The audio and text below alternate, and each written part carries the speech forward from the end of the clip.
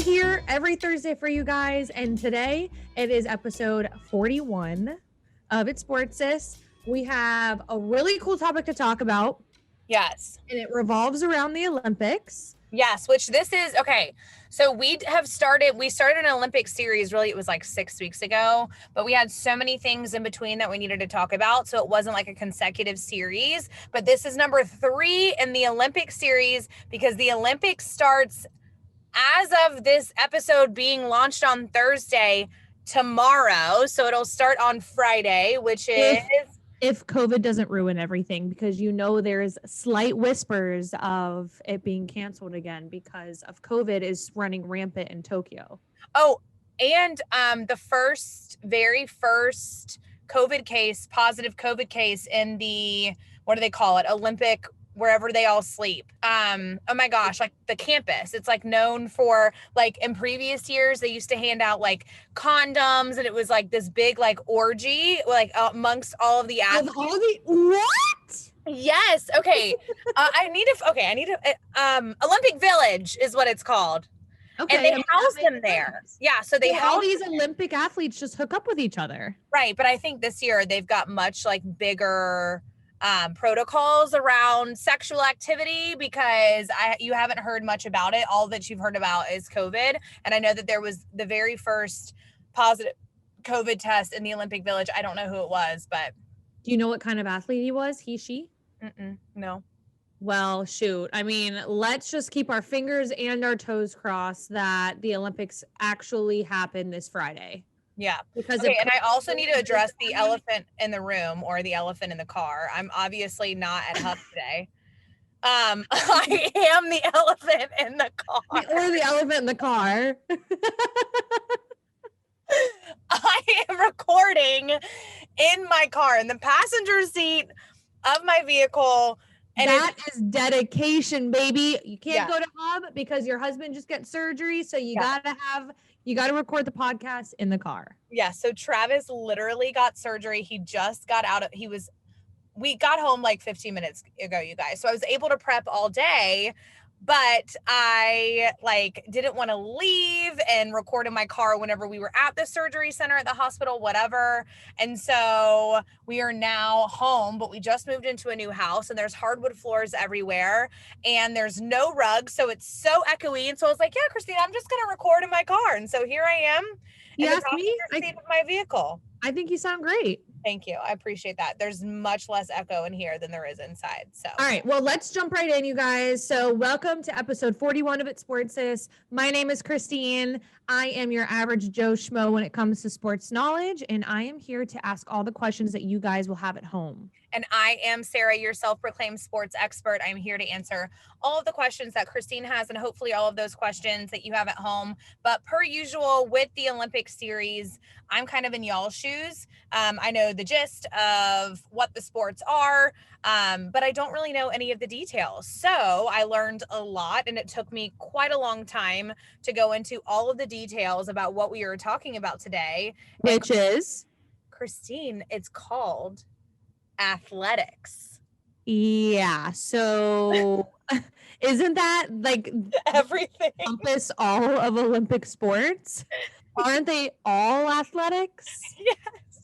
Okay. So here's the thing. A specific category of sports is called athletics, and the main sport within the athletics umbrella is track and field. So okay. So track is not the only athletics. That's right. So track and field rolls up under the athletics category, track, field, but also there is the marathon, which is considered a road race, which is not track and field, obviously. That rolls up under athletics, and so does race walking. Which race walking is not considered part of track and field? I mean, I guess that makes sense. I think because it's too long, they probably do it outside. Yeah, they do it outside of the I'm shaking my computer because it's sitting on my lap. They do it outside of the track, so it would be considered a road sport too. All right. Well, we'll touch on that one because that one is fun is going to be fun to talk about. But so is this whole series. I think track and field is great. There's so many different events inside track and field. Yes, I looked up the top 3 sports at the Olympics, and it's. Can you guess? Swimming. Yep. Track and field. Yep. And gymnastics. Yes. Okay. So we've already done swimming and gymnastics. And so I was like, okay, got to round out the best of 3 with athletics or track and field. So I had to research. There are so many events, Christine, that roll inside up. Track and field, right? Oh my gosh. You were like, Christine was calling me today and she's like, what is taking you so long? And I'm like, there are so many events that I honestly don't know about. And so being able to explain them to you guys in such simple terms, I need to know about them. So yeah, and I think it's important too that we do touch on all of them, but very briefly. Yeah.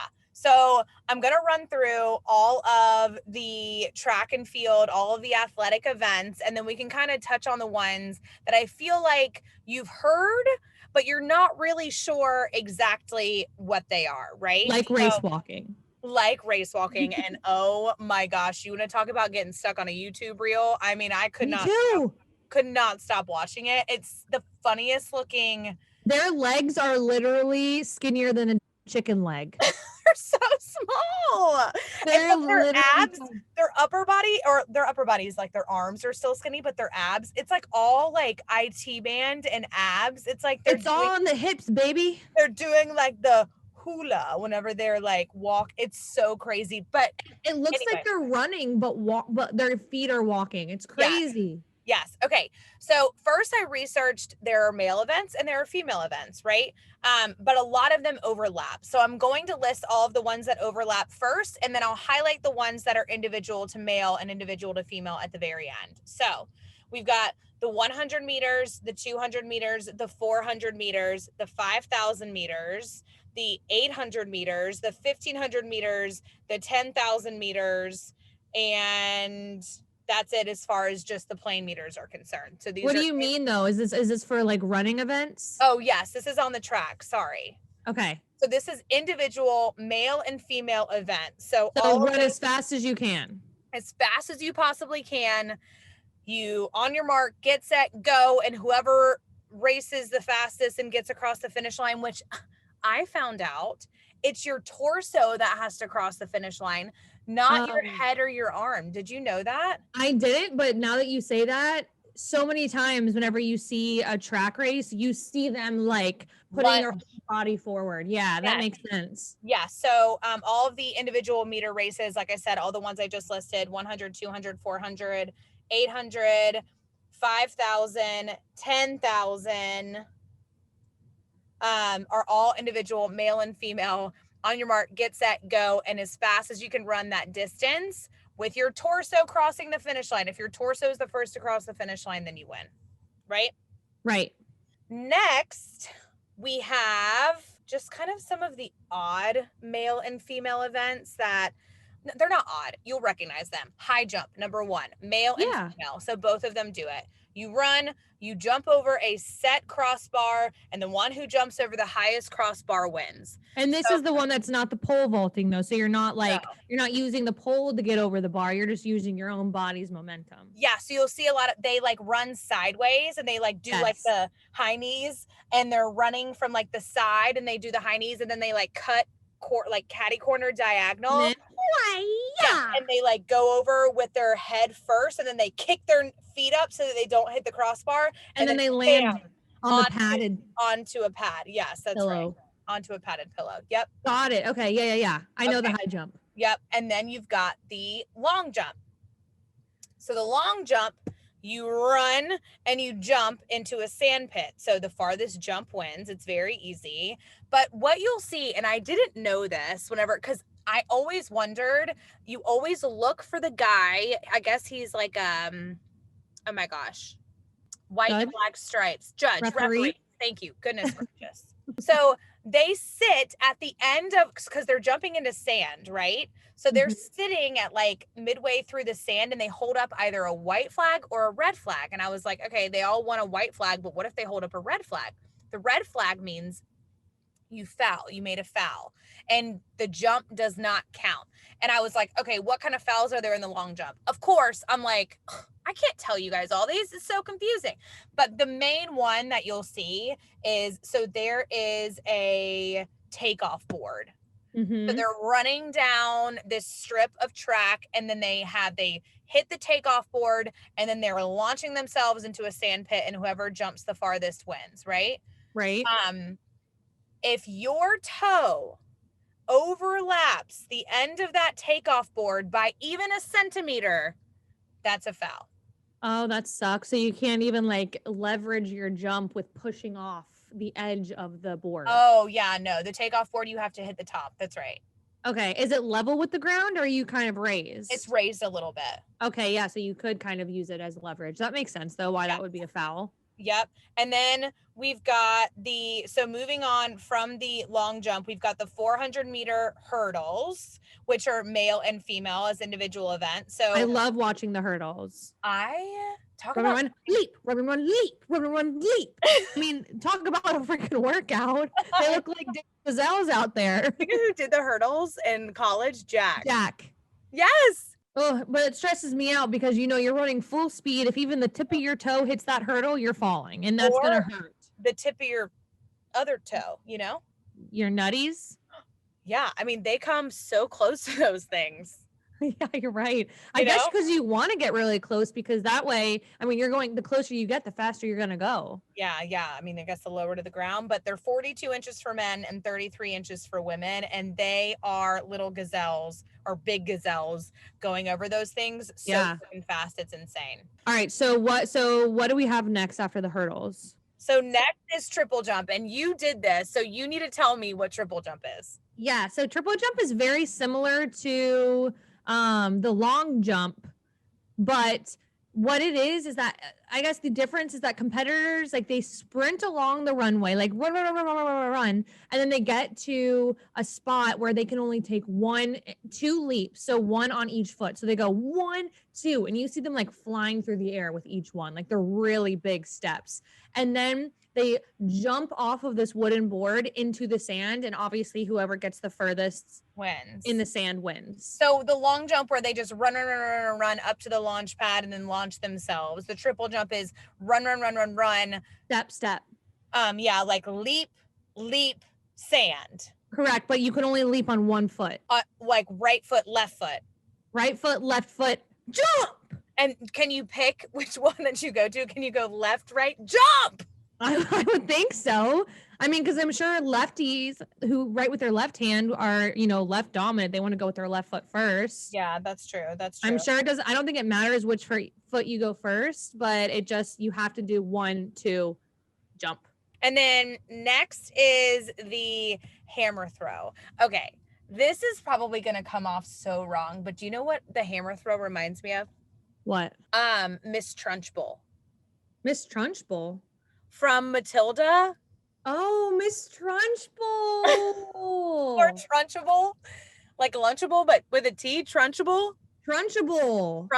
God, I'm gonna need to Google her name. Anyway, I'm gonna need to Google hammer throw because I don't really remember what that is. I think what she did is like she would like throw the kids like she would throw a hammer throw. I don't think she would actually throw a hammer throw that way, but every time I see the hammer throw, I'm like, Matilda, Mrs. Trunchbull.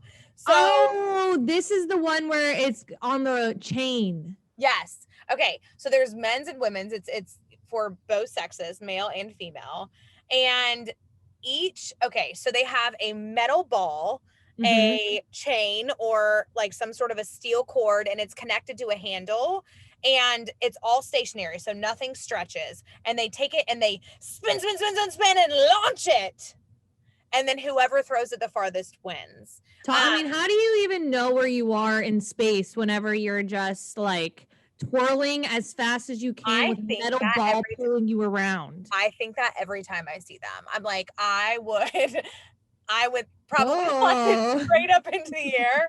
I would kill twirl, twirl, myself. twirl, and end up hitting somebody straight in the face and killing them. Oh my God.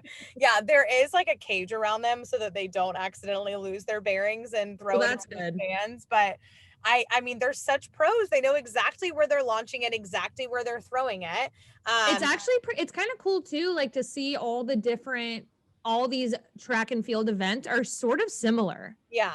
Like the long jump and Triple jump the and triple high jump. jump. Yeah, and the high jump, and then there's the shot put, which is similar to what we're talking about to the hammer throw. Yes. Except and discus.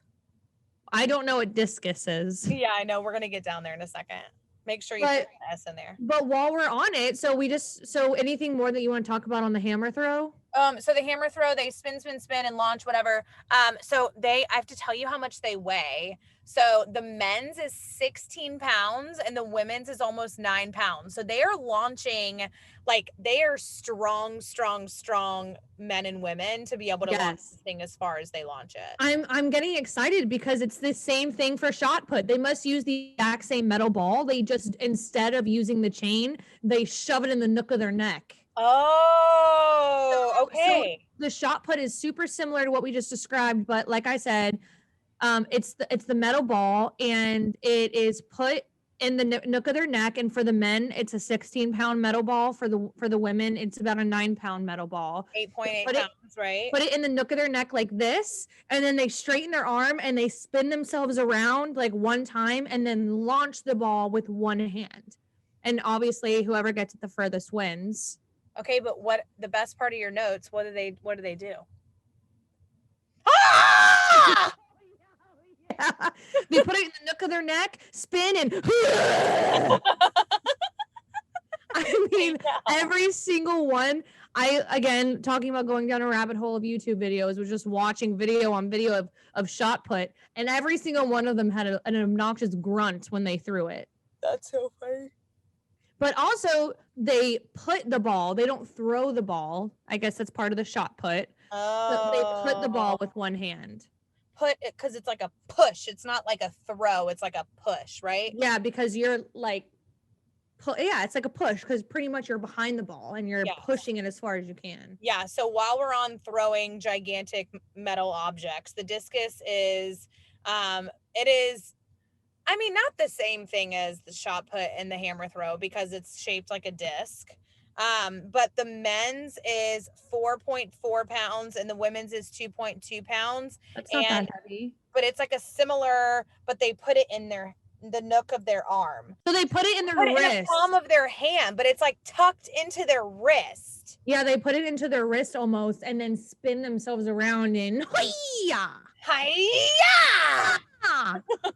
And you would think that it would soar like a disc, but it doesn't really. I mean, it definitely gets really high and goes far, but yeah, it doesn't just like soar through the air like a frisbee would. It just kind of plops, and it definitely is not getting any sort of like momentum once it hits the ground. Like it's probably just like plop in there. Boom. It is what it is. That's where it stays. But I think that's the end. So we got shot put, discus, and hammer throw. Those are the three where you're throwing really heavy objects, Christine. But javelin, you're throwing a sword. Is that right?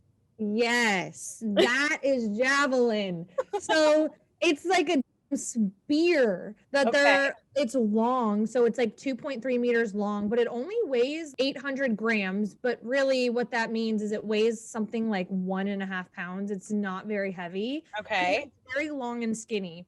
Okay. And, you know, the name of the game is you get the spear and you run as fast as you can. And everyone's got their own way of running. Some people take like really high jump, like steps, and then they throw it as far as they can. Once you get to the board, you obviously can't cross the end of the board. You have to throw it before you get to the board or the end of the board. Okay. And then they just like launch these spears as far as they can.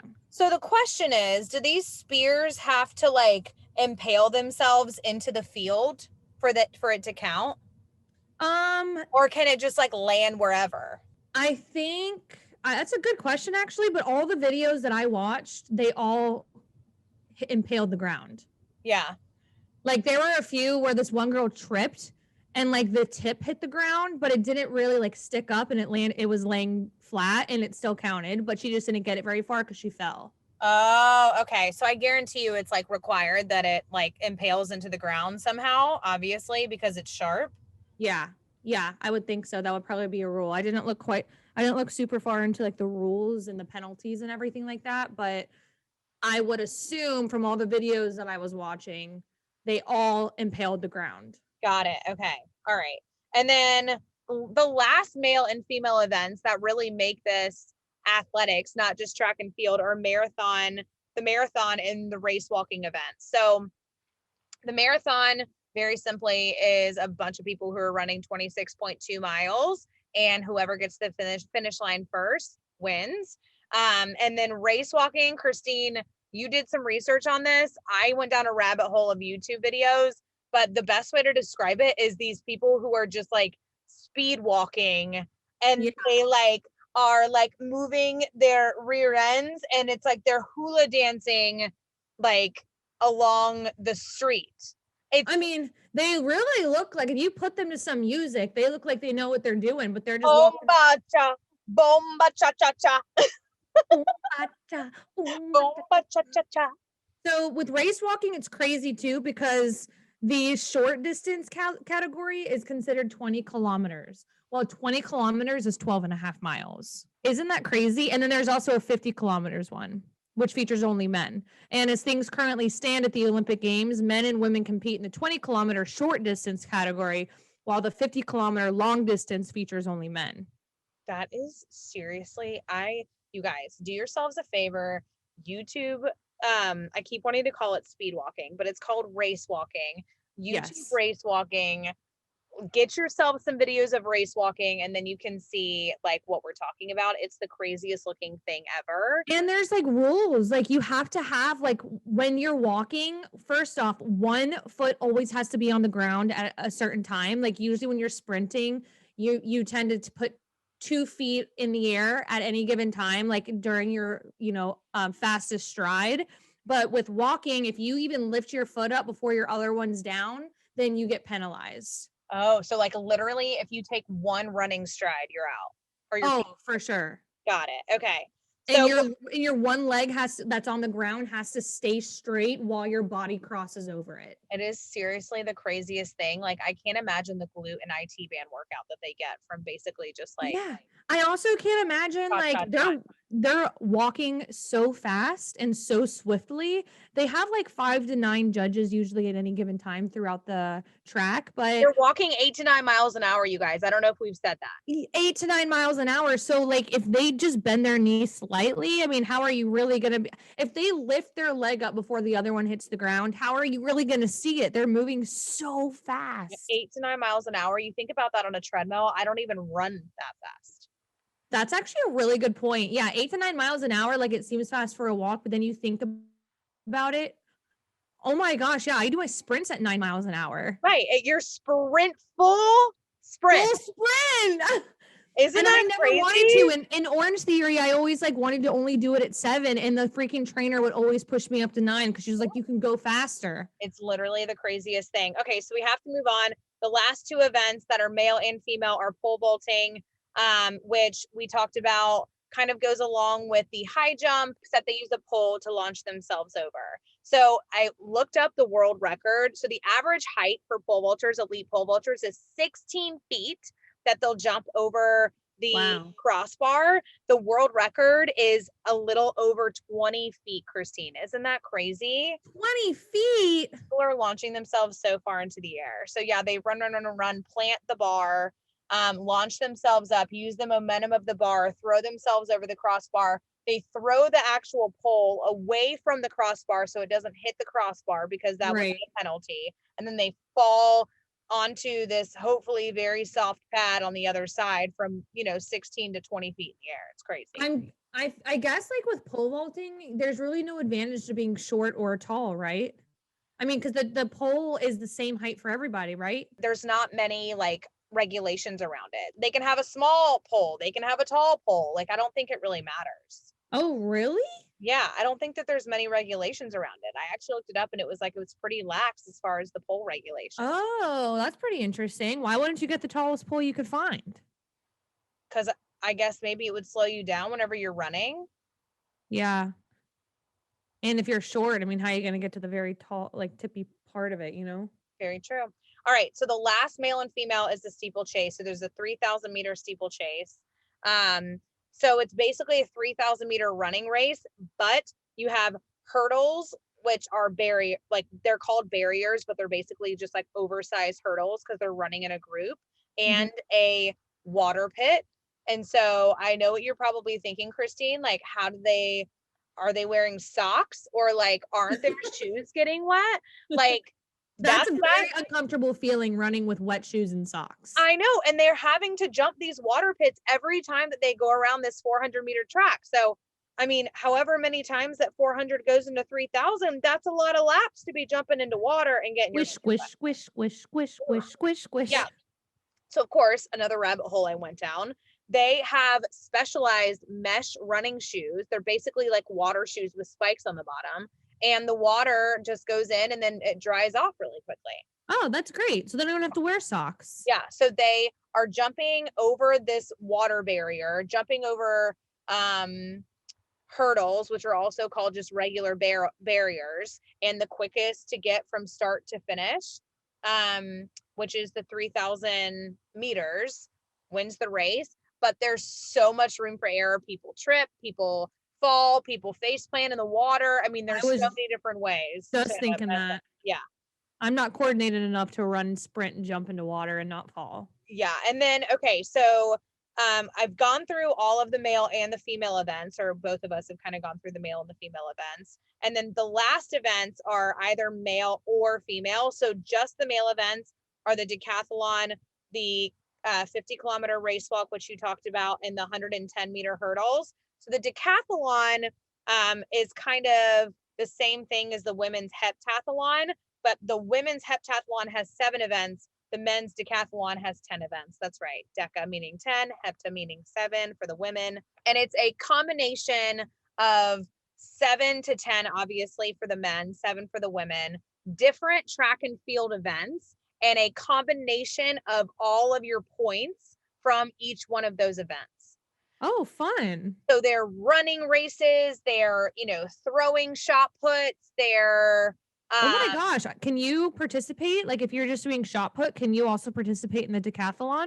I think you definitely have to qualify, because a lot of like the shot put people aren't, or like the people that are throwing the heavy objects. I think it's like javelin too. They're like really big and probably not They're runners. just very strong, and they probably don't run long distances. So I would say yes, if they could qualify, but they probably wouldn't be able to qualify. Cool. So that one's kind of fun. It's not just like a one-off race. It's like multiple different events that they combine with points from each one of those events, and whoever has the most points at the end wins. Cool. Okay. So we did male and female individual, just male, just female. Now we have men's and women's relay events. So you have the 4x100, the 4x400, which are male teams, female teams. And this year, I know we talked about this in our kickoff Olympic episode, we have the mixed 4x400. And what you'll hear a lot, you guys, there's the 4x100. It goes by the 4x1.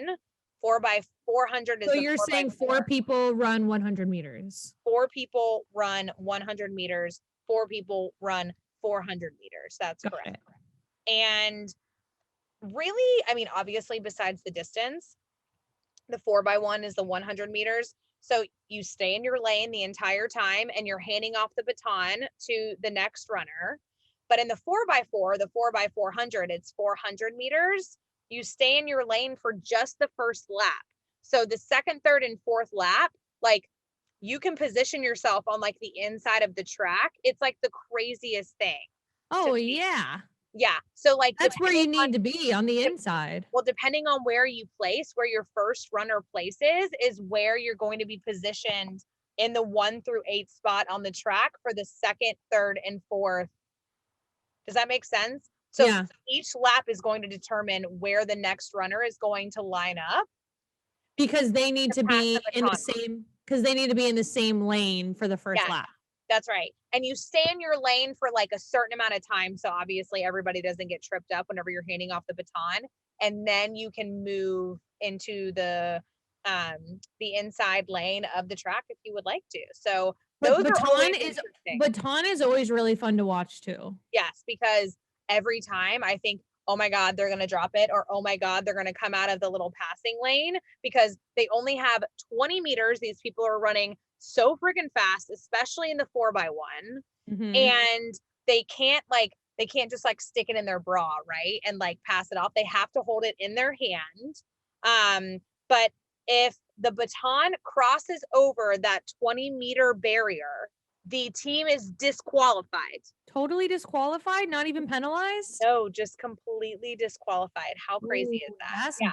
That's savage. I know. So these people are like, the person who's finishing is running full speed. The person who's starting is trying to get up to full speed. And so the perfect handoff would be, this person's running full speed. This person starts running full speed. They hand it off and then they go. But what you'll see is a lot of fumbling going on here. And if you drop it, it's not an automatic DQ. Yes, if you drop it outside of the baton passing area, it's not an automatic DQ. You can go get it. But if you do drop it, and obviously it's probably going to drop out of the area whenever you drop it, right? It's a DQ. So if you drop it and it stays in the 20 meters, I guess technically speaking, you could pick it up and the next person can keep running, but I don't think that's ever happened. So as far as I know, it says if you drop the baton, it does not mean an automatic DQ. This was talking about during the race, but it does mean that you're most likely going to lose. Yeah. Especially with how fast everyone's running. I mean, if you drop it, you lost what, 3 or 4 seconds? That's huge. Yeah, it's insane. And I mean, these people, 3 or 4 seconds is, I mean, a total detriment. So okay, so we kind of like touched on all of the events in track and field or athletics. Yep. So when are the track and field events at the Olympics? Because I want to tune in. They are literally the entire time that the Olympics are going on. So from this Friday through like the beginning of August, whenever it is, they're not all day, every day, but there's so many events, as you guys obviously have learned through this entire episode.